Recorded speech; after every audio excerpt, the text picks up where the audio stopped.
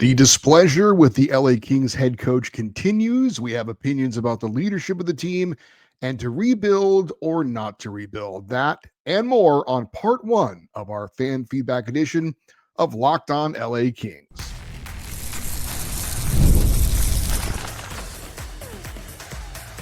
You are Locked On Kings, your daily podcast on the Los Angeles Kings, part of the Locked On Podcast Network, your team every day.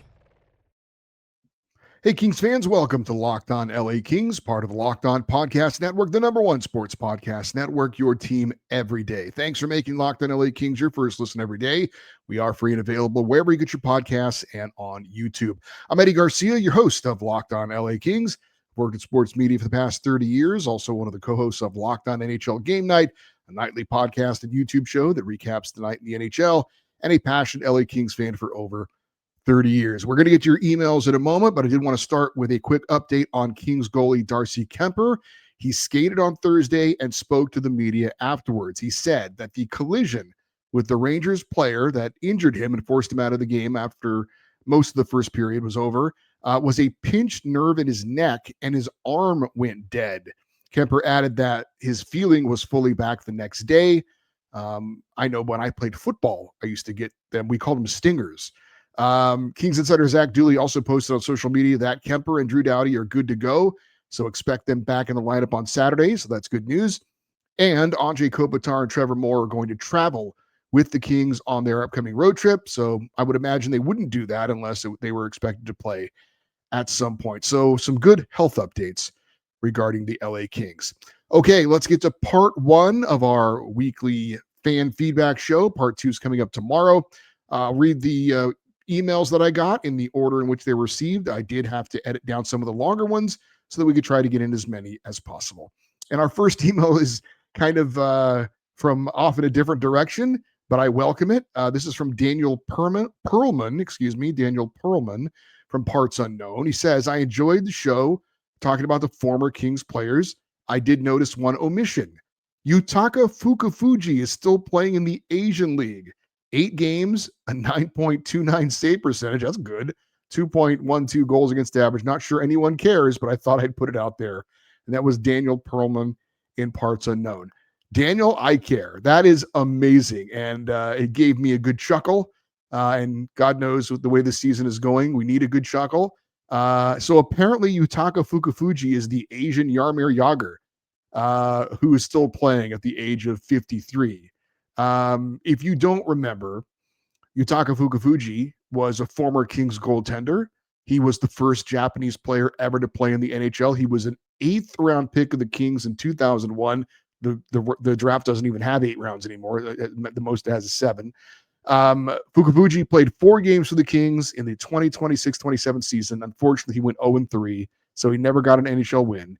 He spent 4 seasons in the Kings organization, mostly in the AHL and the ECHL. But Yutaka Fukufuji, who I have to believe must be in his 50s, is still playing professional hockey in the Asian League. That is amazing. Boy, I hope some of you who know who he is were as blown away by that as I was. Andy in Guelph up in Ontario checking in. By the way, my wife said that Ontario is going to be the coldest place on the planet coming up or something crazy like that. That seems hard to believe, like colder than like Antarctica, but I don't know. Stay warm, Andy. Anyway, Andy says, been nice to see good efforts from the Kings, mostly, aside from that Jets loss. As a fellow Steelers fan like you, do you agree the Kings feel like the Steelers of hockey? Good, but not good enough. Good defense, inconsistent, non-existent offense.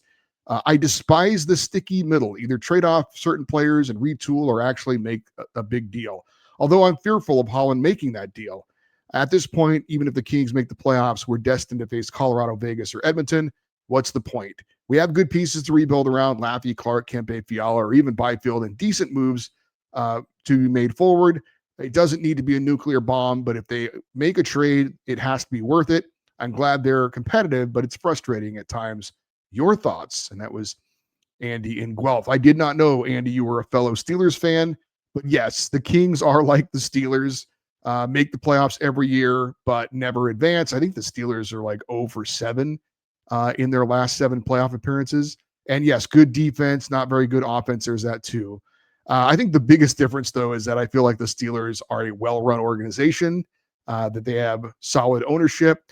I don't know that AEG is terrible, but I don't think that they would be ranked very high amongst ownership groups in the NHL. I did see an article in The Athletic from last year, and it actually had the Kings ranked 25 out of 32 NHL teams in terms of ownership. Daniel in San Francisco checks and he says, as always, you are a beacon of logic and realistic thinking when it comes to the Kings, and I thank you. It's a tough job these days. Well, Daniel, I try to do my best. Thank you. Speaking of tough jobs, did anyone really pay attention to everything that Drew said, Drew Doughty, on the Spit and Chicklets podcast? I interpreted some of his comments as to say the current Kings are soft, and that notion certainly corresponds to my assessment of some of the roster. But does it come from the top? Luke, Holland, Hiller? I know this is heresy to even suggest, but what about our captain, Kopi? Since Kopi has been captain, the Kings have not won a playoff series. When I look back at those cup-winning teams, who was setting the tone? It was Brownie, Justin Williams, Willie Mitchell, Rob Scuderi, etc. Tough, gritty players that played a down-the-trenches game. Kopitar is a classy guy and a Hall of Famer, but that doesn't mean he was the right guy to set the tone in the locker room for a group of players that seem to lack killer instinct. For all those that hate Hiller, despite my not being convinced there's a better coach sitting at home at the moment, I've got an opinion that at the very least would make me feel better. Torts. Would he make the team better? Probably not. Would he yell at players, yell at refs, throw some clipboards, maybe even chuck some sticks on the ice? Absolutely. Couldn't hurt, could it? And that was Daniel in San Francisco talking about John Tortorella as the Kings' next head coach. I did not listen to the Spit and Chicklets interview because when they interviewed Andre Kopitar, it was basically just him talking about his career, and I wanted to hear him ask some questions about the actual team this year. So I figured it was going to be the same thing with Drew Doughty. So I can't really comment on what Drew Doughty's said or didn't say in that interview. I think the Kings have lost the last 5 playoff series because the other teams were better, not because of who was wearing the C. I understand your point, but I think Andre Kopitar is as respected as any player in the league, and that's really what you need in your captain. I think having some captain that is like some hard ass rant, I think that's overrated. I don't know. As far as John Tortorella, the only way I would be okay bringing him in is if Bruce Boudreau said no, which he wouldn't, and Torts was just going to coach this season. Don't want him next season or anywhere beyond that. But if he was like the only option to come in and try and be a spark plug for this team, I might consider it for just the rest of the season. But his time has passed, I would say. Ray from the Valley says, writing following the 3-2 overtime loss to Vegas, we got to re-sign Kuzi. He's such a talented puck handler and skater. That 96-15-22 line is so much fun to watch. Hope that line sticks together. Lee Ward, Sammy, and Malott were incredible, stood their ground against the division leaders and played a scrappy blue-collar game. That hit by Lee was awesome. I hope to see them get their shot in the NHL soon. They look ready. Last night was the first game I saw Kemper back in his form after coming back from injury. Was really reassured to see that. We need him to keep up his game going forward. I have bought in on Forsberg as a backup. We've got some talent in net. Clark needs more minutes. He's looking better every game. He and Edmondson have been contributing a lot offensively from the blue line, which is great to see. I don't think Hiller is the reason we're losing games. I think our top players aren't playing well enough to make up for mistakes. We have a few guys on the roster who are underperforming. Serious stuff, but still fixable. We've exhausted all the cushion we've had, though, and things will need to change quickly if we keep falling out of the playoff spot. Thanks for taking the time to read this, and for all you do, Eddie, go Kings go, and that was Ray in the Valley. Well, we'll see how the rest of the season goes with Kuzmenko before we talk about re-signing him, but I agree that line he's on with Fiala and who's he with? Fiala and Turcotte is very fun to watch. Couldn't agree more that Brant Clark needs more minutes. The reason why I favor a coaching change is Jim Hiller's inability to seemingly do anything to pull the Kings out of their current funk. But yes, the underperforming players also get a huge piece of the blame pie in the Kings underperforming as well. We have an open letter from the fan base to Jim Hiller. We'll read that coming up next on Locked On LA Kings, your team every day. There is nothing like being near the ice during hockey season. The speed, the hits, it's unmatched. Watching at home's great, but being in the building is a completely different experience. The only thing that used to get in the way was actually getting tickets. That's why the Gametime app gives the advantage back to the fans. It's a hack for unlocking amazing NHL tickets and experiences in just a few taps. I pull up the Gametime app, check out the upcoming games for the LA Kings, and was surprised how fast it was. I was able to find great seats.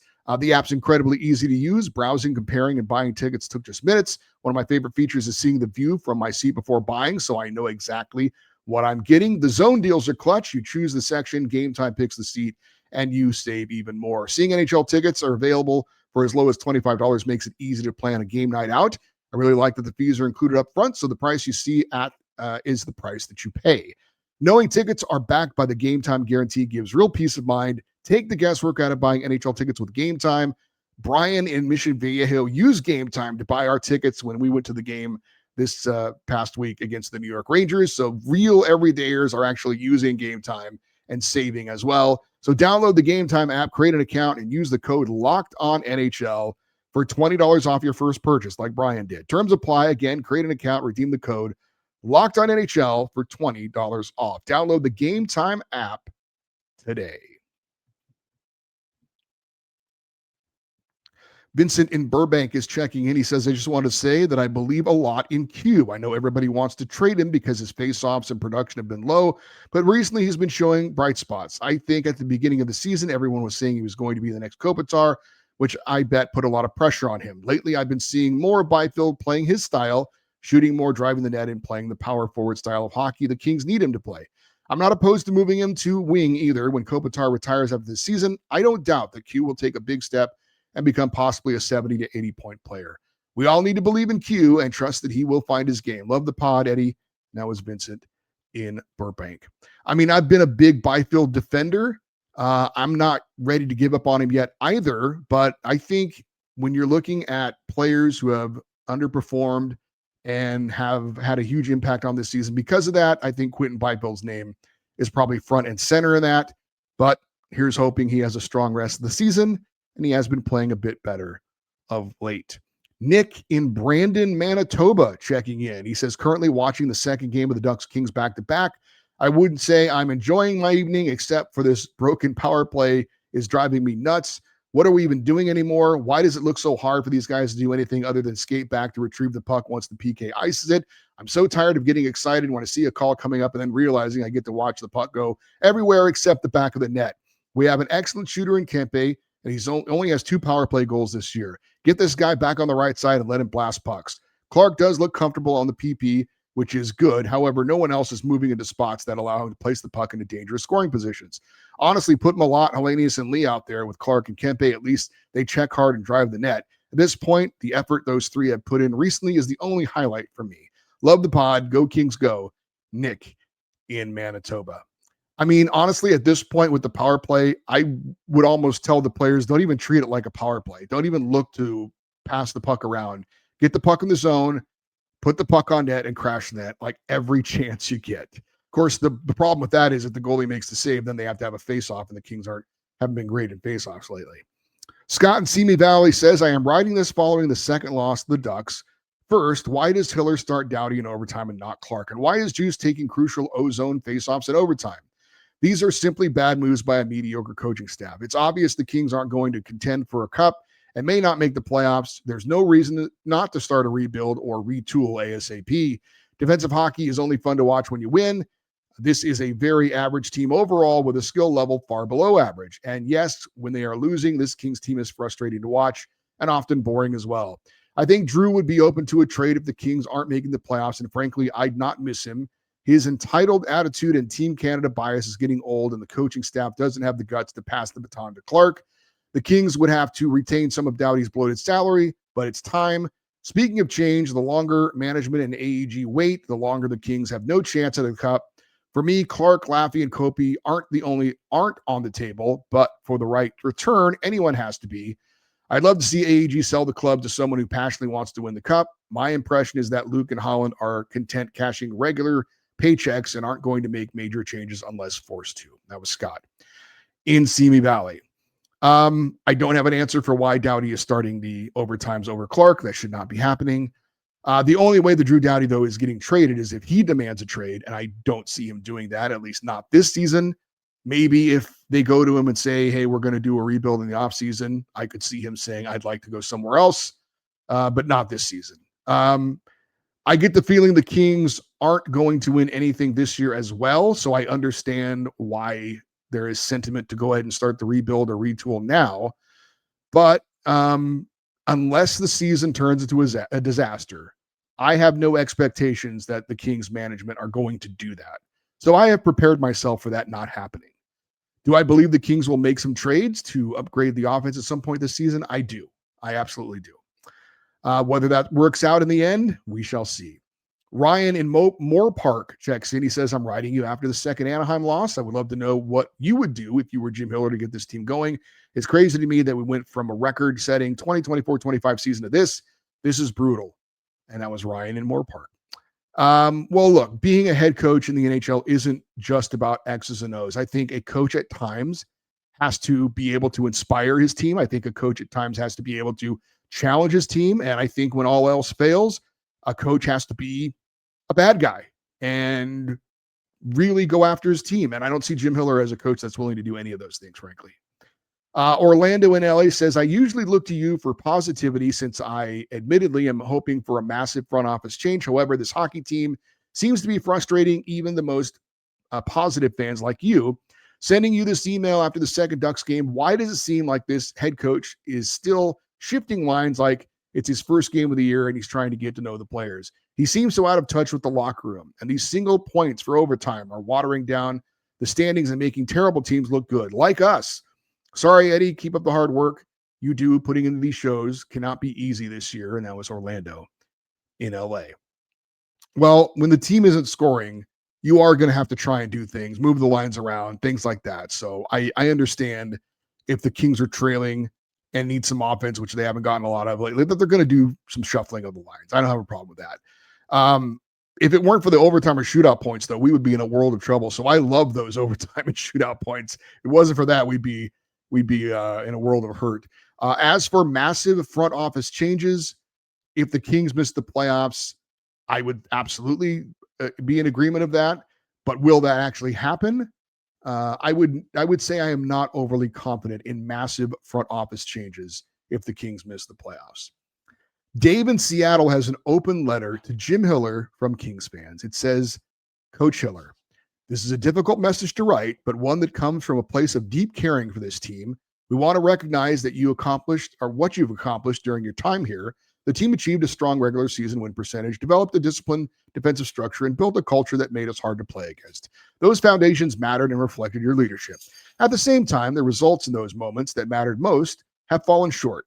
The continued struggles in clutch situations and the recent inability to win close games have become a source of growing concern. These moments have defined our season and ultimately made change necessary. From a fan's perspective, frustration has turned into disappointment and despair. From the player's perspective, it's clear that repeated close losses have taken an emotional toll. A new direction feels necessary to reset belief and momentum. Thank you for your service, professionalism, and commitment to this organization. We appreciate what you brought to this team and wish you success in the next chapter of your career. Respectively, the fans. And that was from Dave in Seattle, writing a pretty decent press release for what the Kings would likely say if they were to let go of Jim Hiller. It would be, we appreciate what he's done for the organization and we wish him well in his next endeavor and things like that. That's pretty good, Dave. Pretty good. One listener thinks I need to ratchet up my anger. We will talk about that next here on Locked on LA Kings, your team every day.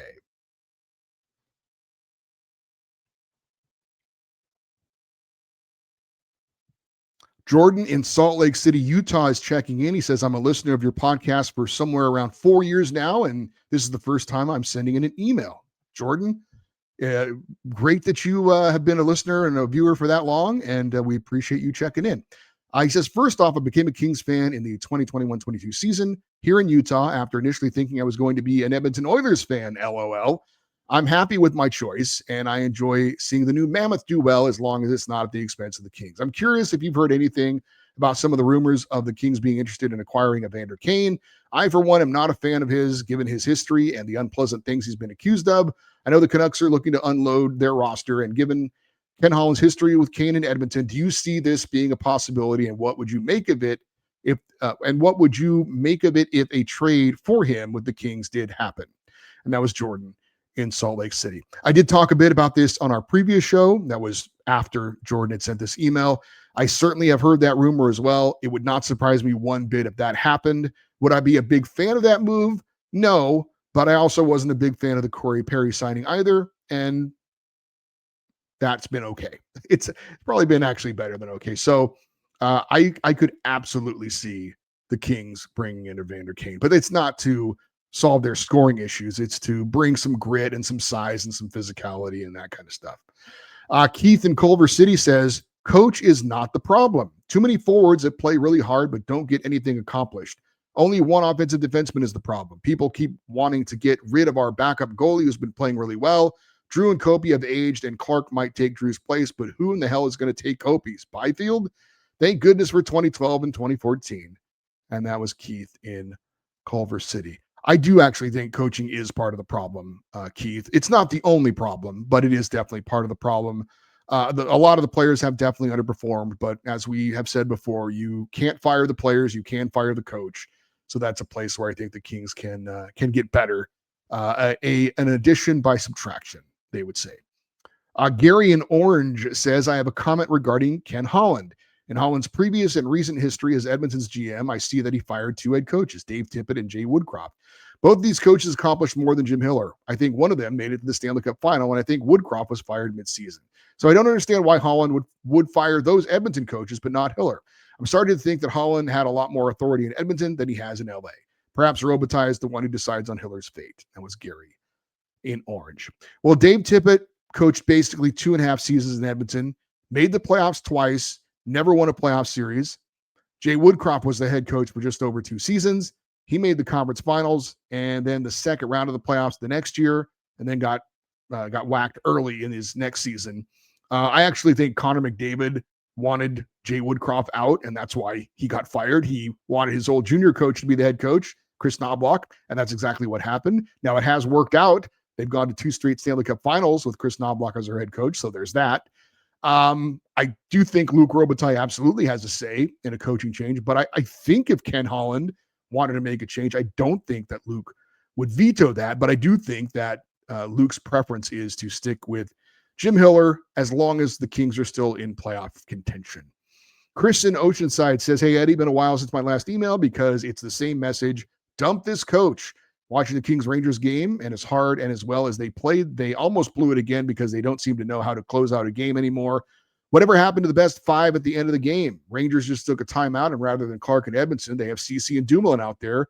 And lo and behold, rather than draw the puck back and waste time, CeCe tries to score, which almost cost us a win. This is terrible coaching. The constant line changes that kill chemistry, putting Perry out there in crunch time to get skated around like a cone against fast and quick teams.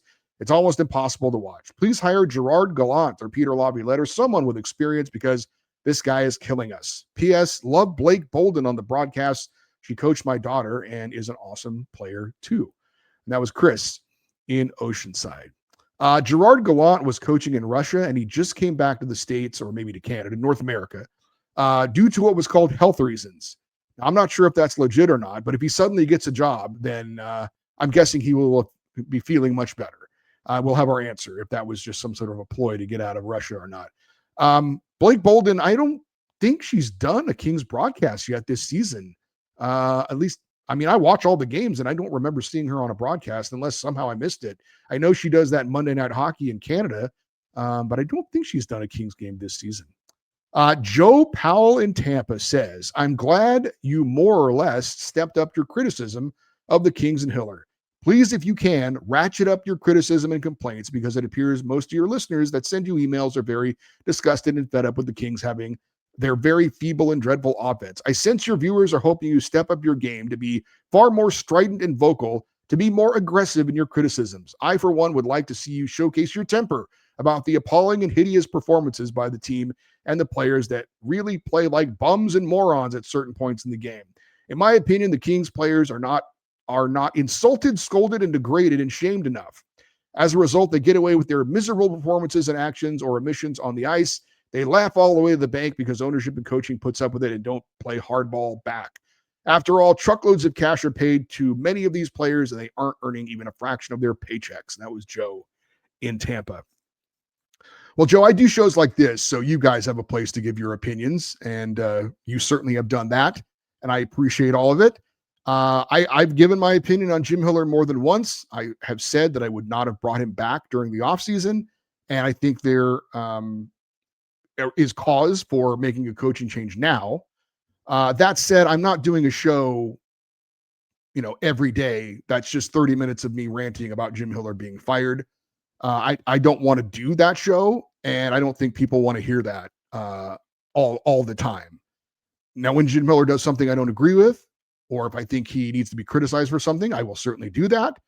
And if I think he needs to be given credit for something, I will do that too. But I worked in sports talk radio for a long time. I see those shows on TV where it's a lot of acting and loud voices. I'm not really a fan of that stuff. I will, when I feel it's necessary, I give my honest feelings. If that's anger, then it'll be anger.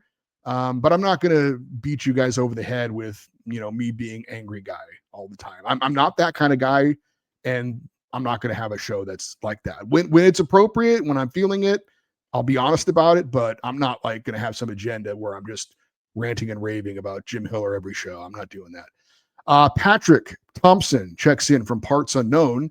Longtime listener, first time writing, and I'm fully aware this will light up the boo birds.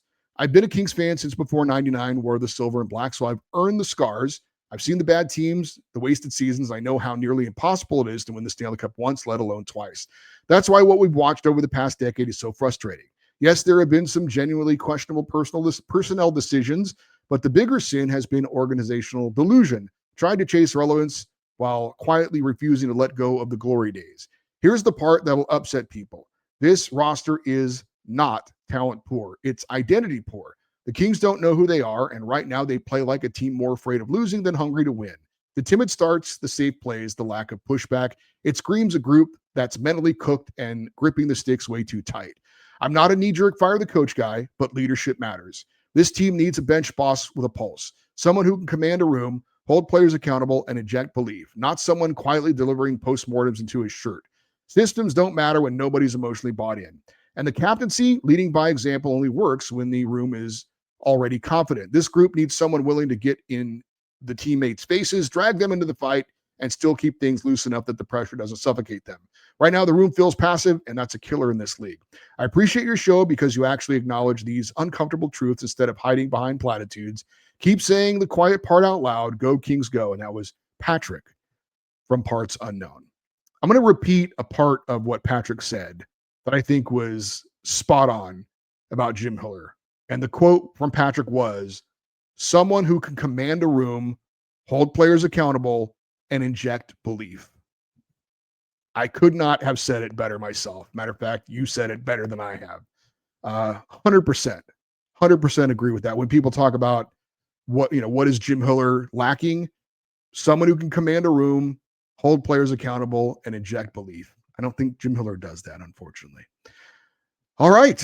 Thank you to everyone who took the time to email this week. The show is literally not possible without your participation. If you did not hear your email read on this show, I will do everything in my power to read it in our next show, part 2 of our fan feedback show. If you want to get an email in, we've got enough for this week. So maybe for next week, don't send another one in right now because we are full. But if you want to send an email in for a future show or for any other reason, lockedoneddie@gmail.com, EDDIE. And we'd love for you to leave your comments in the comment section on YouTube as well. Stay interactive with the show on social media, X, Twitter, Instagram, TikTok. We are at Locked On LA Kings. I'm Eddie Garcia. Thank you for listening and watching Locked On LA Kings, part of the Locked On Podcast Network. Your team every day. Have a great rest of your day. We'll talk to you next time. And as always, go Kings, go.